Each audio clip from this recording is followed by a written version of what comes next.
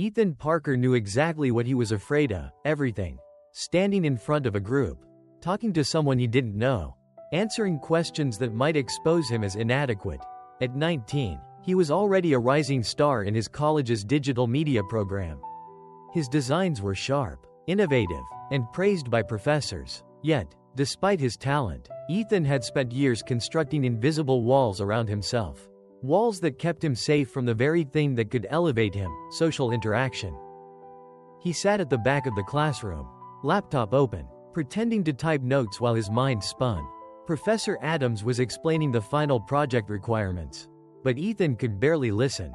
His heart was already racing at the thought of standing in front of the class. His palms were slick with sweat. Every word Adams said about presentations and industry guests made him shrink further into his chair. "All right, for your final project, each of you will present your work to the class and a panel of industry professionals," Adams announced. Looking around the room, "You'll need to defend your ideas and answer questions. This is worth a significant portion of your grade. So I expect thoughtful, well-prepared presentations." Ethan's next challenge came sooner than he expected. The college's student media club was hosting a casual networking event. A room filled with students chatting, laughing, and swapping ideas effortlessly. Just walking into the room made Ethan's stomach tighten and his chest feel like it was trapped in a vice. His first instinct was to turn and leave, retreating into the familiar comfort of solitude. But he remembered Maya's words. Act despite the fear. Fall 7 times. Get up 8. He took a deep breath, clutching his cup of coffee like a shield, and took a tentative step forward. For several minutes, he simply lingered near the snack table, sipping nervously while observing others. Every laugh, every confident conversation made him want to sink lower, disappear entirely. Then, a voice pulled him out of his paralysis. "First time here?" asked a girl with curly hair, holding a stack of event flyers.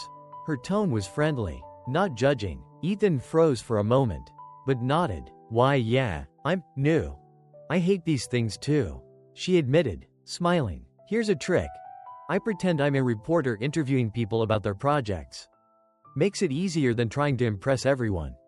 Ethan blinked, surprised by her honesty. "That actually makes sense," he said, managing a weak smile. It wasn't perfect, but it was something. They began talking about their projects, and Ethan found himself asking questions instead of trying to showcase his own skills.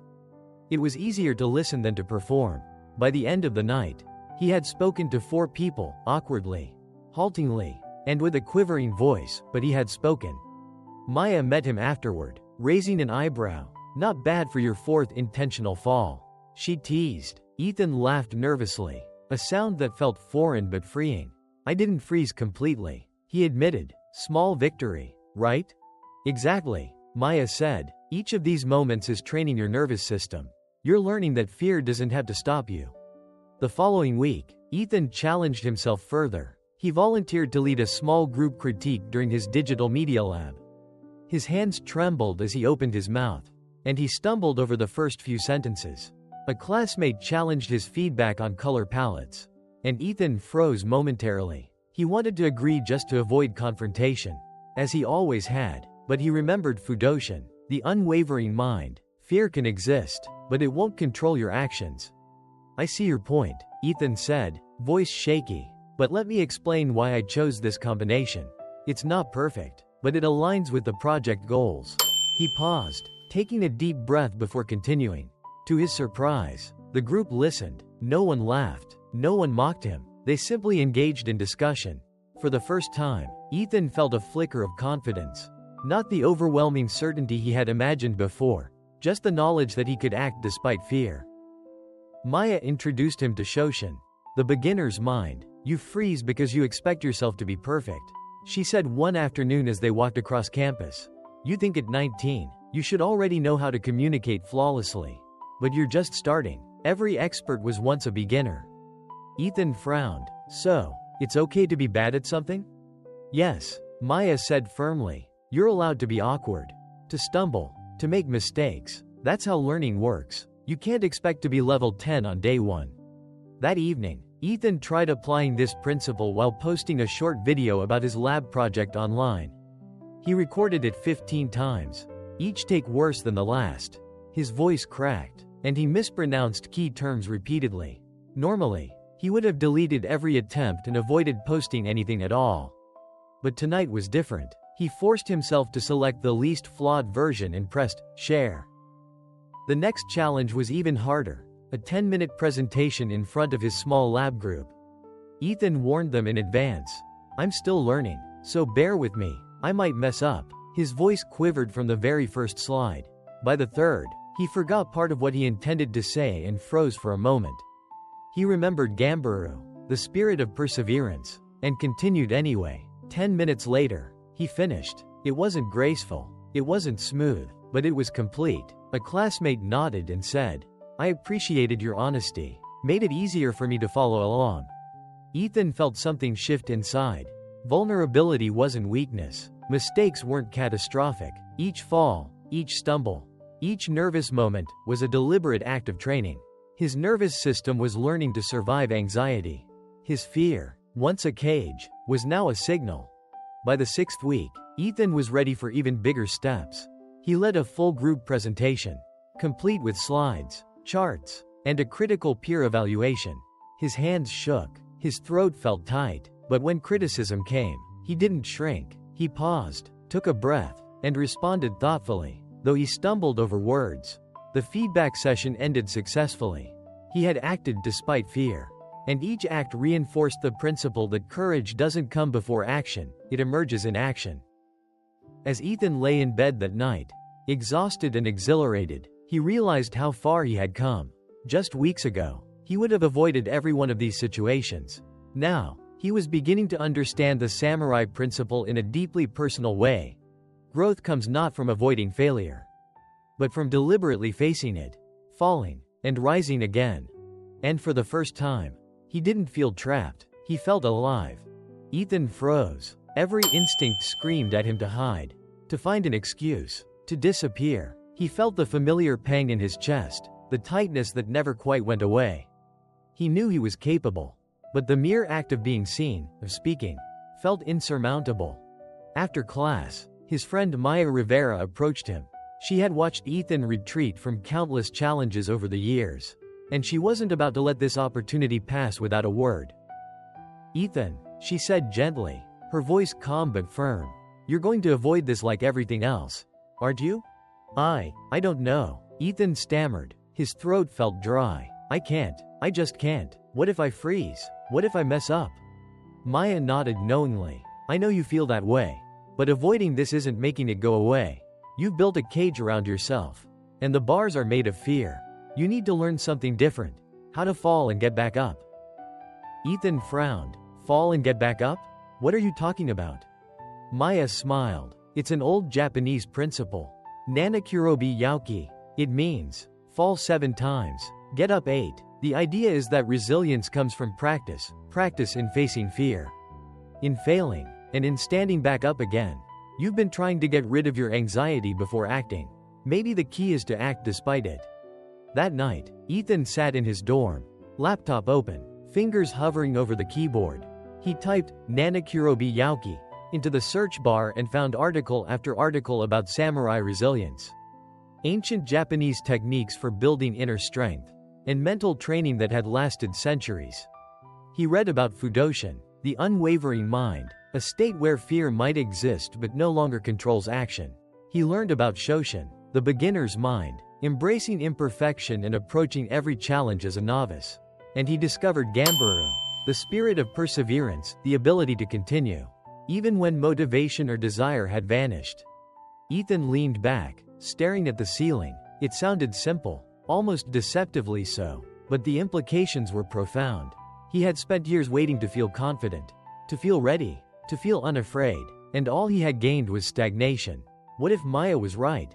What if freedom came not from avoiding fear, but from facing it, over and over again? The next morning, Ethan made a decision. He would start small, tiny, deliberate actions designed to challenge his comfort zone. He began with recording a short video explaining a recent project. His hands shook so badly that the laptop wobbled on his desk. His voice quavered, and he stumbled over words repeatedly. He could have stopped, deleted the file, erased the evidence of failure. But he didn't. He finished. and he posted it. It was nothing spectacular. Only a few classmates even watched it. But to Ethan, it felt monumental. For the first time in months, he had acted despite fear. The following days were a series of carefully planned falls, short contributions in class, asking 1 or 2 questions in group discussions, talking to a peer about a project he admired. Each time, he felt the familiar churn of anxiety. But he survived, and each survival chipped away at the invisible cage he had built around himself.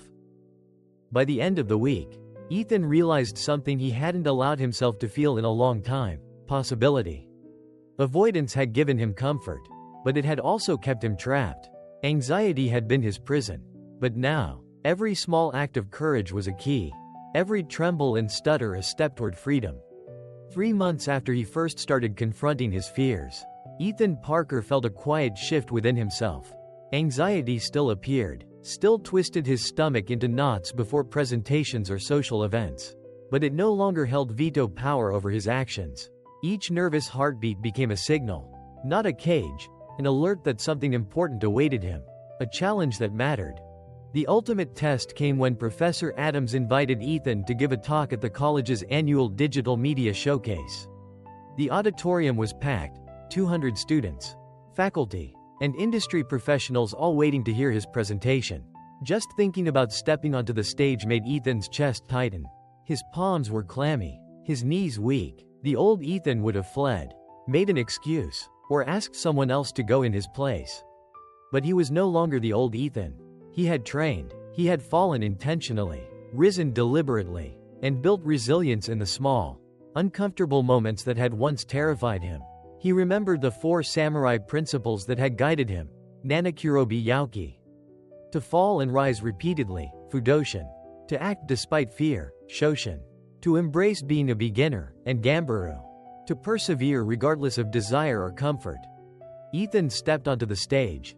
His hands shook as he adjusted the laptop and clicked through his slides. His heart raced, threatening to take control, but he acknowledged it silently. "I'm nervous."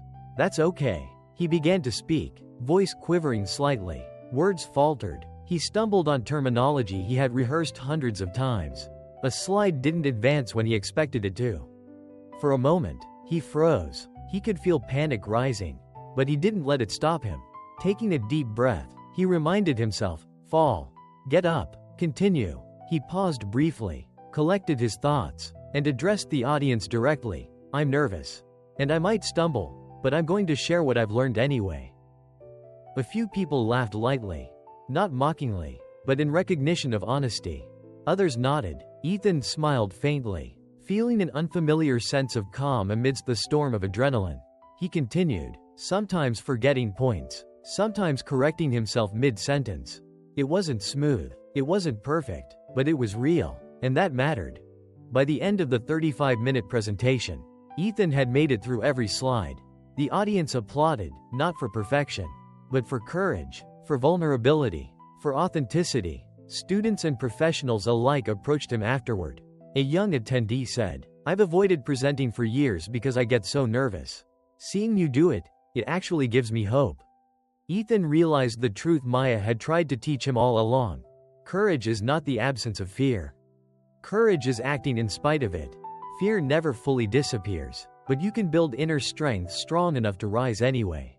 Every small fall he had practiced, mispronounced words, shaky hands, awkward social interactions, had trained his nervous system to survive anxiety.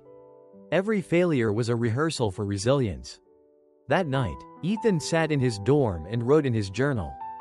Fudoshin isn't about being unshakable. It's about being shaken but not broken. Nanakurobi Yaoki isn't about avoiding failure. It's about turning every fall into practice. Shoshin isn't about being humble. It's about the courage to be bad until you become good. Gambaru isn't about never giving up. It's about choosing what matters and following through. Anxiety is still here, but it doesn't control me. That is freedom. He smiled, closing his laptop. The invisible cage that had defined him for years had crumbled. He still felt fear. He always would, but fear was no longer the master of his life. It was a signal, a compass pointing him toward growth. As Ethan reflected, he realized something else. The principles he had learned applied to every area of life. Whether it was speaking up in class, applying for internships, or even reaching out to someone he admired, the same rules applied. Courage comes during the action, not before. Action comes before confidence. Every stumble, every intentional fall, builds the strength to rise. Lesson for the viewer. Life will always present challenges that trigger fear and anxiety. The secret isn't to eliminate those feelings, it's to act despite them. Fall, stumble, fail, and then get up one more time than you fell. Each time you rise, you train resilience, you build courage, and you discover the freedom that comes from acting in spite of fear. Your anxiety is not your enemy. It is a sign that growth is imminent. Thank you for watching the entire story of Ethan Parker and his journey to mastering fear through the ancient Japanese technique of Nanakurobi Yaoki. If this story inspired you, leave a comment below sharing your first scheduled fall or challenge you plan to face this week. Don't forget to subscribe to the channel and activate notifications so you don't miss future stories that help you grow stronger, braver, and more resilient every day. Remember, courage doesn't come before action, it comes during action. You already have everything you need. All you need to do is fall once and get back up.